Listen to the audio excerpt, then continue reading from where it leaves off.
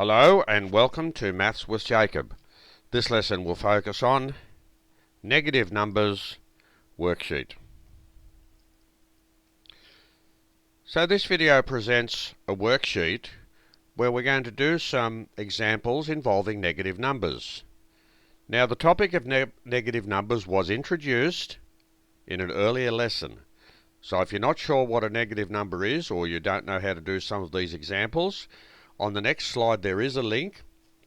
If you click on the link, it will take you to the lesson and it will explain the idea behind all of these examples. So let's have a quick look what's required. Answer each of the following. Number 1, sketch a simple number line showing some positive numbers plus 0. Number 2, sketch a simple number line showing some positive numbers, some negative numbers, plus 0. Number 3, give 3 examples where negative numbers occur in real life. So this is where we give an actual meaning to negative numbers. And as you know, I place a high degree of importance on knowing the relevance of topics that we study.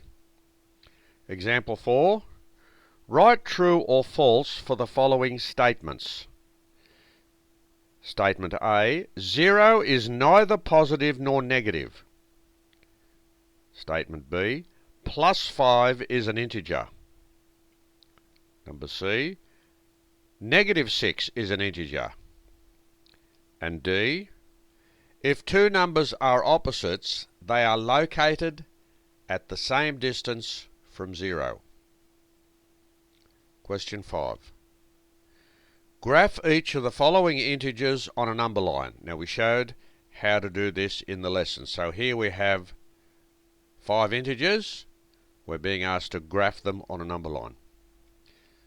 Number 6. In example 5, which is this one, which two numbers are opposites of each other? We discussed the idea of opposites in the lesson. On a number line, carry out the following instructions. Graph both plus 3 and its opposite in blue. Graph both negative 2 and its opposite in red. Graph both plus 6 and its opposite in green.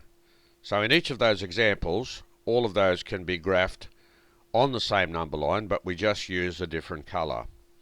So this video has introduced us to the idea of negative numbers, and we have a lot of little subtopics during the lesson to explain a lot of the terms that are used. If you're not sure how to do these examples, on the next slide there is a link. Just click on the link, it will take you to the lesson, and it will explain how to do all of these examples.